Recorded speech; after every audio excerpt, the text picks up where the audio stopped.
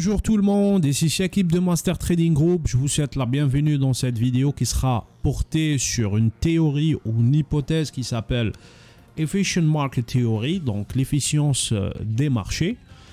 Donc avant cela, je vais introduire cette vidéo. Donc on va voir cette théorie. Ensuite, on va faire un survol sur les matrix. Sur la matrix, et on va voir ce que l'économie a fait, tout simplement ces derniers temps. Et ensuite, on va terminer la vidéo par le Commitment of Trader. On va voir les contrats émis par le CBOT, le CME. Le CME plus précisément. Ensuite, on va terminer avec une idée de trading. Donc, restez-y jusqu'à la fin parce que je vais vous donner une idée qui, à mon sens, à mon avis, va faire des ravages dans les mois qui suivent. Donc, sans plus tarder, on va commencer par cette théorie. Donc, j'ai fait la traduction directement de Investopedia. Donc, si vous voulez trouver cet article, vous allez taper tout simplement where is market efficiency. Donc, c'est quoi le marché, l'efficience du marché, et vous allez trouver l'article. Tout simplement, c'est très simple. Donc, on va débattre un petit peu. Je vais débattre avec vous. Bon, pas débattre directement, mais on va essayer de décortiquer cette théorie, ok, et donner mon avis en dernier lieu. Donc, en commençant, l'efficience du marché désigne la mesure dans laquelle les prix du marché reflètent toutes les informations disponibles et pertinentes. Si les marchés sont efficients, toutes les informations sont déjà incorporées dans les prix. Donc, il n'y a donc aucun moyen de battre le marché. Je souligne le moyen battre le marché, ok? Car il n'existe pas de titre sous-évalué ou surévalué. Le terme est tiré d'un article en 1970 par l'économiste Eugene Fama, mais Fama lui-même reconnaît que le terme est un peu trompeur car personne n'a une définition claire de la manière de définir parfaitement, de mesurer précisément cette chose, appelée efficience des marchés. Donc on n'a pas un modèle mathématique. On ne peut pas le vérifier par le calcul, ok? Que c'est quoi ça, cette efficience des marchés? Est-ce qu'on peut la quantifier? C'est ça ce qu'il veut dire actuellement. Malgré ses limites, le terme est utilisé pour faire référence à ce pourquoi Fama est le plus connu, l'hypothèse de marché efficient, ou EMH, c'est-à-dire Efficient Market Hypothesis en anglais. Le EMH affirme qu'un investisseur ne peut pas surpasser le marché et que les anomalies du marché ne devraient pas exister car elles seront immédiatement éliminées par arbitrage. Fama a par la suite reçu le prix Nobel pour ses efforts. Ah ouais, c'est pas quelque chose, c'est un prix Nobel. Les investisseurs qui adhèrent à cette théorie ont tendance à acheter des fonds indiciels qui suivent la performance globale du marché et sont partisans d'une gestion passive du portefeuille, à l'instar Warren Buffett. Ok, Warren Buffett et tous les trackers, les ETF, c'est pas du trading actif. Donc ici, c'est l'éternel débat ou l'éternel point de vue entre passif et actif dans le trading. C'est-à-dire, est-ce que on achète le marché, on aura un retour bêta, c'est-à-dire un retour du marché, c'est déjà ça, j'ai gagné sur mon compte, et est-ce qu'on essaie de faire un alpha? Ok, c'est toujours ce débat bêta, alpha, ok? Donc, sans plus tarder, on va continuer à définir cette théorie. Donc, il faut savoir que cette théorie, elle se compose de trois formes, ok? Il y a le weak form, ce qu'on va voir maintenant. Il y a le semi-strong form. Et il y a le form market, c'est-à-dire le plus solide marché. Donc, attendez, excusez-moi. Translate. Ok.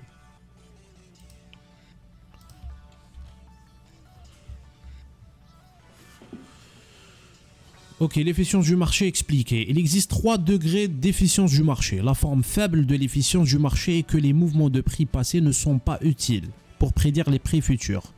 Donc ça, je dédie cette information à tous les analystes techniques. Ok? Pourquoi? Parce que l'analyse technique, elle est basée sur le prix passé. Donc si toutes les informations disponibles et pertinentes sont incorporées dans les prix actuels, alors toutes les informations pertinentes qui peuvent être glanées dans les prix passés sont déjà incorporées dans les prix actuels. Par conséquent, les changements de prix futurs ne peuvent être que le résultat de la disponibilité de nouvelles informations. Ça veut dire quoi? Ça veut dire si vous voyez un double top ou un double bottom, vous allez directement essayer qu'il casse la ligne du cours, reteste et on achète. Ok, la classique histoire. Par contre, selon cette théorie, vous ne pouvez pas rentrer sur ce base-là parce que le marché a déjà incorporé cette information.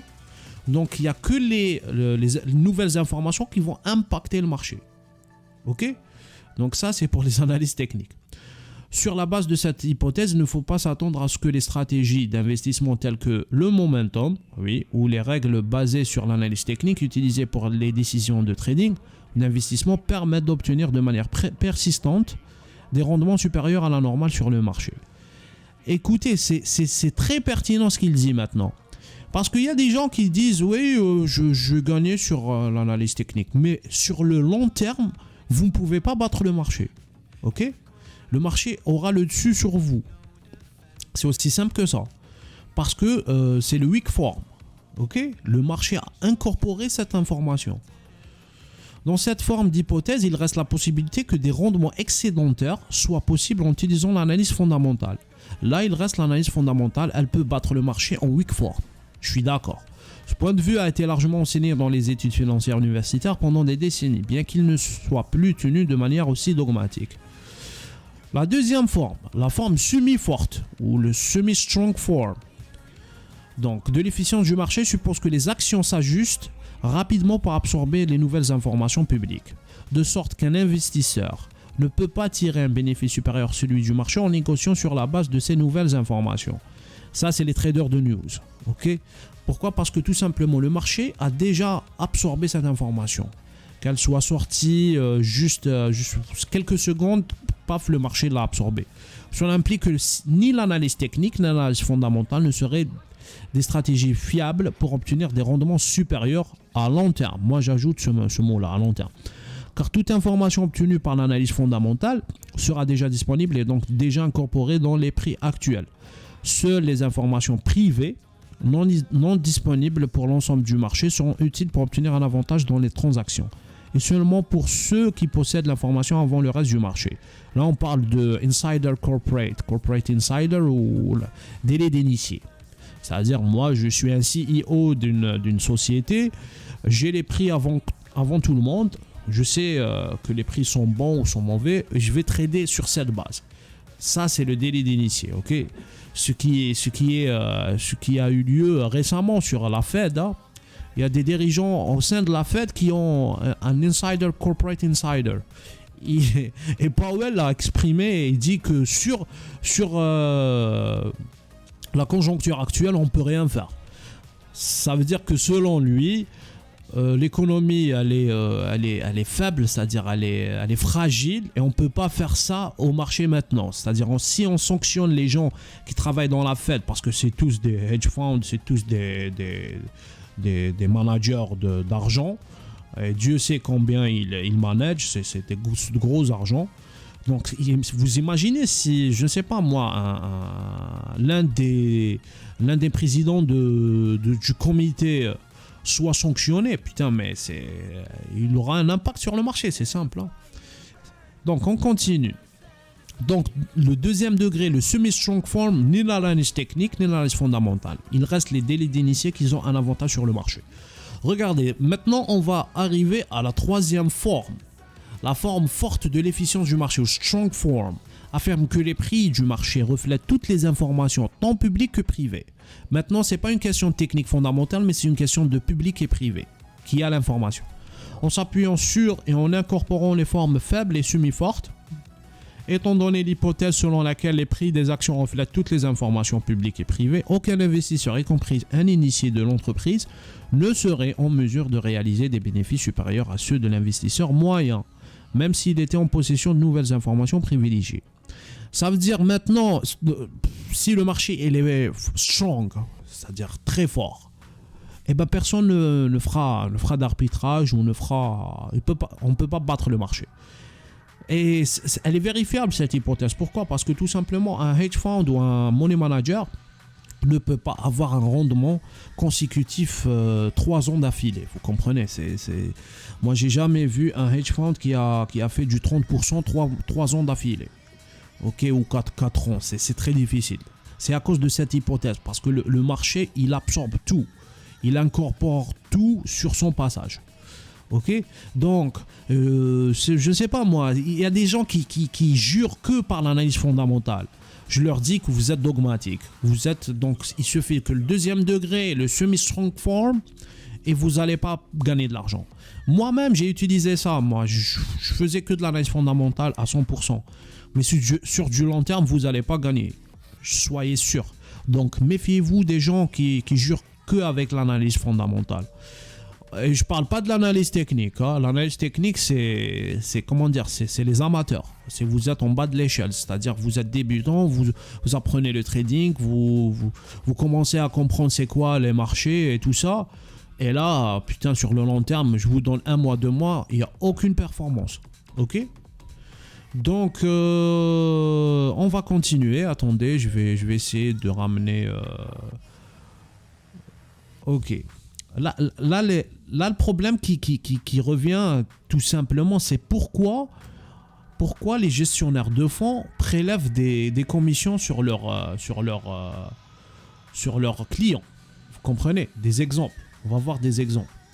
Oui. Si le marché, on ne peut pas le battre, pourquoi je vais payer un gestionnaire de fonds? Parce qu'il est efficient. Pourquoi je n'achète pas directement le marché? Un ETF en passif, il y a ça. Comprenez, on va voir. Moi, je suis pas à 100% avec cette théorie, ok? Je suis pas à 100%, elle n'est pas infaillible. C'est pas un dieu aussi. Hein? Regardez, un exemple de marché efficient. Bien que certains investisseurs croient aux deux côtés de l'EMH, il existe des preuves concrètes qu'une plus grande diffusion de l'information financière affecte les prix des titres et rend un marché plus efficient. Par exemple, l'adoption de la loi Sarbanes-Oxley de 2002, qui exigeait une plus grande transparence financière des sociétés cotées en bourse, a entraîné une baisse de la volatilité du marché des actions après la publication d'un rapport trimestriel par une société. Il s'est avéré que les états financiers étaient jugés plus crédibles, rendant ainsi les informations plus fiables et générant une plus grande confiance dans le cours d'un titre. Les surprises sont moins nombreuses, de sorte que les réactions au rapport sur les bénéfices sont plus faibles. Ce changement dans le modèle de volatilité montre que l'adoption de la loi Sarbanes-Oxley et ses exigences en matière d'information ont rendu le marché plus efficace. Cela peut être considéré comme une confirmation de l'EMH. Oui, parce qu'il faut savoir qu'avant cette loi en 2002, les états financiers des sociétés étaient publiés en semestriel, chaque 6 mois ou en fin d'année. Donc il y avait eu des volatilités assez accrues. Donc maintenant, de nos jours, c'est chaque trimestre, le T3, T4, vous voyez ce que je veux dire. Dans la mesure où l'augmentation de la qualité et de la fiabilité des états financiers est un moyen de réduire les coûts de transaction. Ok. D'autres exemples d'efficience apparaissent lorsque des anomalies perçues sur le marché sont largement connues et disparaissent ensuite. Par exemple, il fut un temps où, lorsqu'une action était ajoutée pour la première fois à un indice tel que le S&P 500, un IPO, Initial Public Offering, un IPO, une introduction en bourse. Le cours de cette action était fortement stimulé simplement parce qu'elle faisait partie de l'indice et non en raison d'un nouveau changement dans les fondamentaux de l'entreprise.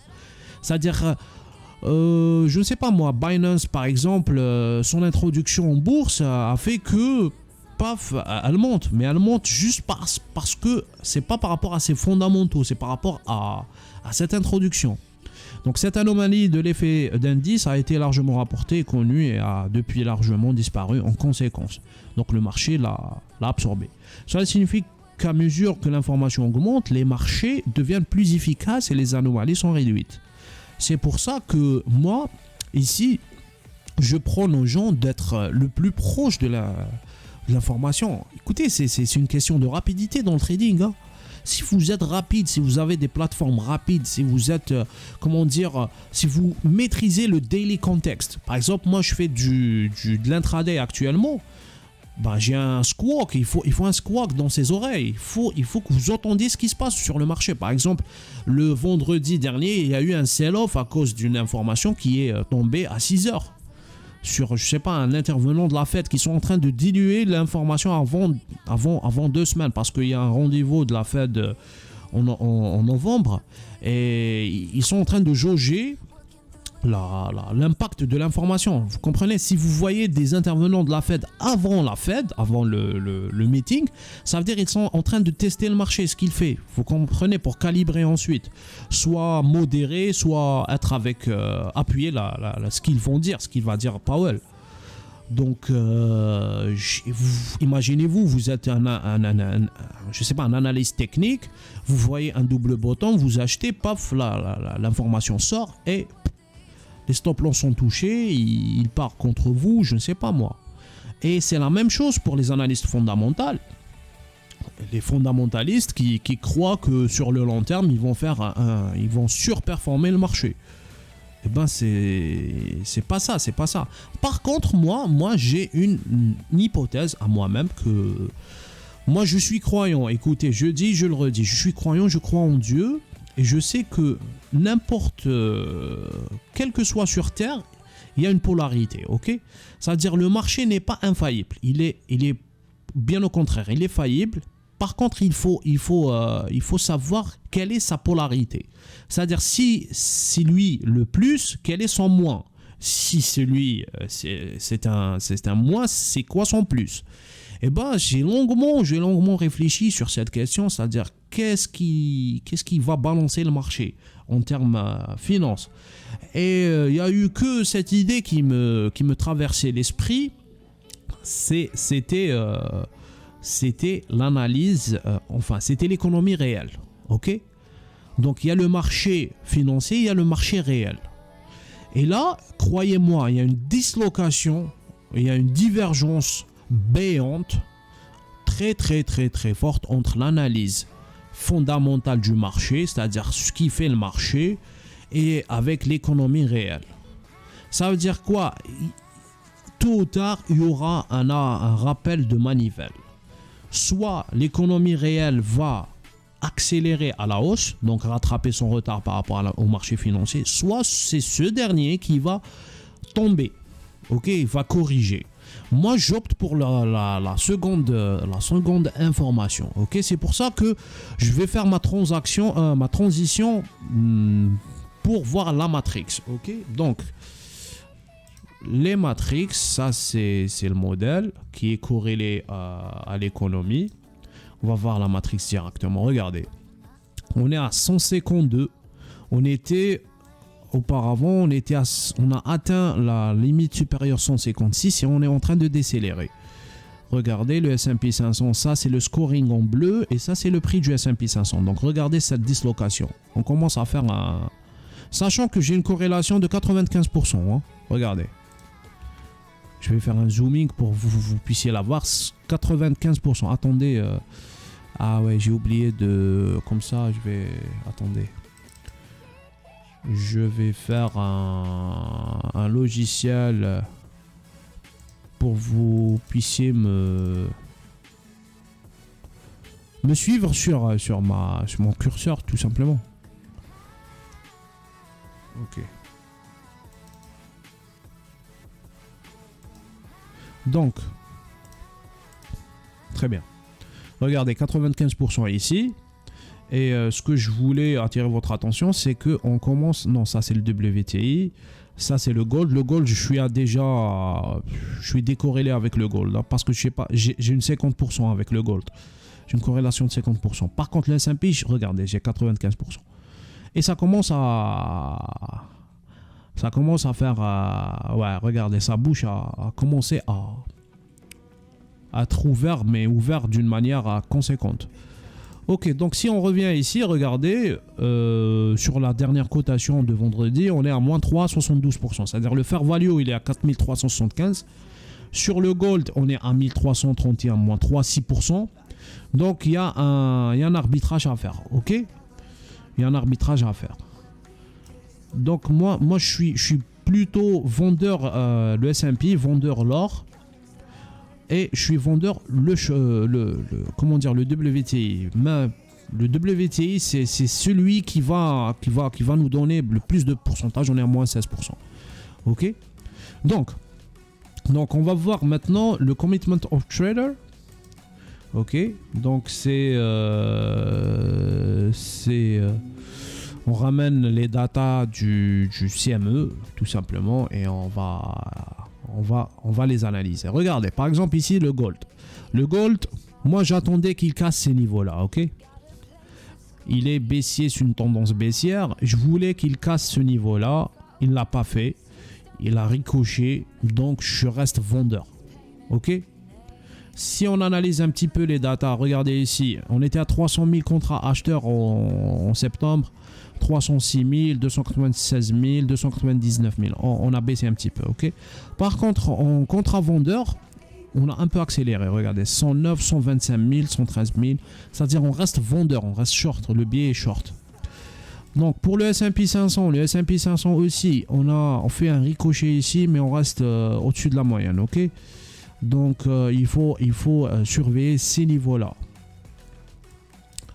Donc, regardez, 400, on était à 429 000, 426 000 et on décélère. Par contre, même les contrats vendeurs, on décélère aussi, ok? Ok, donc, et pour le 10 year yield, ouais, 10 year yield, c'est la question, c'est la thématique pour moi de ce quatrième trimestre, ok? Quatrième trimestre, c'est quoi? C'est que on est très vendeur, ok? On est vendeur, mais on est vendeur, on a accéléré sur la vente. 744 000, ok? Donc, ils veulent monter le yield, ok? On a vendu massivement. Maintenant, attendez, je vais revenir ici. Moi, je suis sur la zone 3, c'est-à-dire stagflation. C'est quoi? C'est que la croissance a stagné et l'inflation qui augmente, elle est structurelle. Ben, tout le monde dit, moi je l'ai dit il y a de cela des mois, hein, que l'inflation était structurelle. Mais tout le monde, même le président de la Fed l'a dit qu'elle était transitoire. Mais il est revenu sur ses propos. Donc, la croissance, elle est baissière, l'inflation haussière. Regardez le comportement historique des actifs. C'est le gold, il est lent, il n'est pas lent parce qu'il est en compétition avec le yield, le fixed income. Le DXY, normalement, il est short, mais il est lent. Donc, vous comprenez, il y a une dislocation. Les modèles, ils sont en train de... Il y a quelque chose qui se passe, c'est très simple. Moi, je sais, c'est la Fed qui trompe tout le monde. C'est pour ça que le Bitcoin est en train de concurrencer ce qu'elle fait la Fed, parce que l'argent, elle coûte rien actuellement. Donc, on doit surveiller étroitement cette bataille entre le Bitcoin et la Fed. Malgré que je sais qu'il va se casser la gueule parce qu'on est sur les plus hauts, que les ETF, ils vont absorber la volatilité de ce dernier. Donc, je vous dis maintenant, pour les gens qui s'excitent pour les 100K, il ne va pas monter pour les 100K, ok? Donc, vous allez écouter très bien, hein, vous allez trouver ces informations chez des youtubeurs, des pseudo-traders. Ce que je dis, ils le rapportent. C'est normal, hein, c'est des confrères à moi. Par contre, ils n'ont pas de modèle, c'est ça leur problème. Ce qui m'a permis de dire que le Bitcoin va se casser la gueule, c'est que l'ETF, il va absorber la volatilité. Moi, en tant qu'investisseur, je vais acheter un ETF à 65 $, qu'un Bitcoin à 65 000 $. Vous comprenez? Donc, ce qui va engendrer une fuite vers l'ETF. Et c'est ça ce qu'ils veulent, Wall Street. Wall Street, elle veut ça. Elle veut maîtriser ce Bitcoin. Elle veut l'absorber. Ok? Donc moi, je pense qu'il va cracher. Hein? Il va cracher. Je ne sais pas quand, mais il va faire sa chute. Ok. Par contre, qu'est-ce que je voulais dire? Oui, je vais vous montrer le yield. Le yield. Où est-ce qu'il est le yield? Ok. Le yield curve. Le yield curve USA, donc le 10-13. Regardez ici. 0,03, il commence la courbe des taux commence à s'infléchir. Hein. Regardez ici sur les MetaTrader, les metadata plutôt. Ça c'est de 1 mois jusqu'à 30 ans. Ok. Et regardez les derniers datas. Je sais pas pourquoi j'ai un problème avec Excel. Il ne veut pas me les faire sortir. Attendez, je vais 10-21. Ok, 10-21. Donc c'est le 21 octobre. Regardez, j'ai un 0,06 ici, un 0,06 sur le 2 mois et un 0,06 sur le 3 mois. Ok? Donc ici, non, c'est pas ici, c'est ici. Regardez, 006. Il veut pas me donner le 21 octobre, je sais pas pourquoi. 13 octobre. Ok, j'ai un problème avec les datas. Donc, c'est pas important. Regardez, le 10 octobre, 006 le 1 mois, 006 le 2 mois, 006 le 3 mois. Ça veut dire que d'ici 3 mois, vous comprenez, le risque est le même que 1 mois. Donc, ça commence à s'infléchir. Hein. Regardez le 10-year yield, le 10 ans, 1,68. Regardez, il ne cesse d'augmenter. On était à 1,28, 1,31, 1,34. Et il y a une dislocation entre la volatilité sur 60 jours et la volatilité des benchmarks, c'est-à-dire en l'occurrence le Nasdaq et le S&P 500. Ça veut dire quoi? Ça veut dire qu'il y a une peur sur 2 mois, 3 mois. Ce que j'ai dit moi sur la vidéo dernière, qu'il y aura un crack, moi je vois un crack. Hein. Ok, je vois un crash plutôt, en décembre, janvier. Ok, décembre, janvier. L'effet de base, il est assez contraignant. Là. On a commencé à décélérer sur les économies avancées. Donc, je pense qu'il y aura quelque chose. Il y aura une correction. Et c'est sain de faire une correction sur les marchés financiers. Parce que je vous ai dit, il y a une divergence entre l'économie réelle et les marchés financiers. Ces marchés financiers, c'est pas des dieux. Hein. C'est très simple. C'est pas un dieu. Le marché financier, il est polarisé. Il a son contraire. C'est ça. C'est ça ce que je veux dire. Donc, normalement, j'ai terminé. Normalement, oui, c'est ça. Moi, au lieu de couvrir mon portefeuille avec des puts, je préfère ne pas être, exposé au marché. C'est-à-dire, je fais du day trading pour gagner de l'argent rapidement. Vous comprenez? Je fais du scalping, day trading. Par contre, je pense que sur du long terme, je dois patienter parce que ça pue, c'est très simple, ça pue. Ok? Donc l'équipe, j'ai atteint, on est en fin de vidéo, c'est ça la pépite que je voulais vous dire, qu'il y a une dislocation, il y a une divergence entre le fixed income et les actions. Attention, ok, attention, on va préparer un bench, un short, un big short. C'est comme le film qui a eu lieu, je sais pas, il a fait il a fait une forte impression sur le public lambda, sur la finance. Donc, l'équipe, une petite publicité toujours, ne donnez pas votre argent aux gens qui n'ont pas de modèle. Méfiez-vous des marketeurs. Si vous voulez être formé, j'ai une formation très pertinente, très lourde qui vous permettra d'avoir des modèles à travailler, de comprendre le contexte actuel. J'ai un pack, j'ai sorti un pack à 17 ou 20 euros par mois. C'est 1 euro la séance pour trader en live avec moi, ok, en séance. On travaille la séance américaine de plus GMT plus 1, donc c'est du 1h à 4h chez moi et de 7h à 11h heure de New York. On travaille, donc c'est 1 euro la séance, 20 euros le mois. En plus, qu'est-ce que je voulais vous dire? Partagez, likez cette vidéo pour nous aider à te référencier. Ça commence, c'est bien. Il y a beaucoup de questions. Je reçois beaucoup de questions. Il y a beaucoup d'intervenants, des gens qui veulent apprendre le vrai trading, pas le trading fake de bottom et tout ça, le trading des news. Parce que je vois des gens qui, à défaut qui n'ont pas de modèle, ils sont en train pour eux, l'analyse fondamentale, c'est les news. Alors que Dieu sait, les market makers et la sphère financière, elle fait toujours ça. Elle induise les gens par des news. Ok, on vous dit que l'économie va bien, on vous dit que le Bitcoin va décoller. Vous comprenez, on est en train de vous induire tout simplement. On est en train de diluer des informations qui sont du poison. Donc vous êtes vous n'avez pas de modèles qui sont backtestés, qui sont vraiment corrélés à l'économie. Moi, mes modèles me disent qu'on décélère, qu'on va craquer. Ok, il y aura un crash. Moi, je commence à regarder, par exemple, le pétrole. J'ai dit qu'il va tomber, il commence à faire des chutes. Parce que le modèle que j'ai sur le pétrole m'a clairement dit qu'on va baisser. Donc, ces traders de news, des amateurs, comme je les surnomme, sont à éviter en trading. L'analyse technique à elle seule, à éviter. Vous allez perdre de l'argent sur le long terme. L'analyse fondamentale aussi, à elle seule, l'analyse fondamentale, elle n'est pas rentable, ça c'est sûr.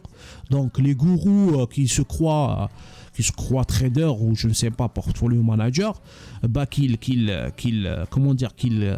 partagent leur track record.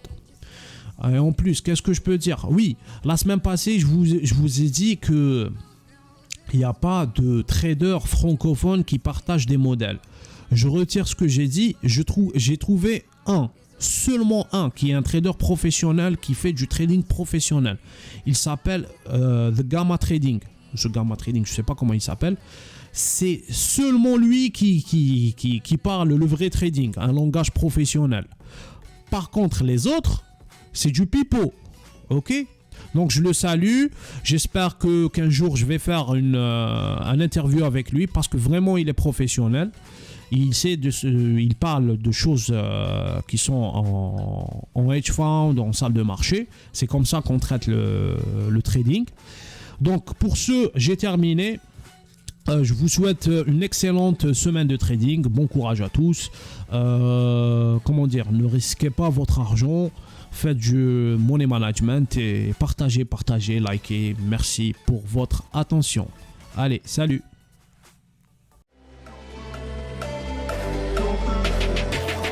Ticking, time is over. Before you know you're older. So sober, alone, look, you getting my cold shoulder. You crying like it's rain. You causing all the pain. No closure, I'm colder. You getting nothing, Joker.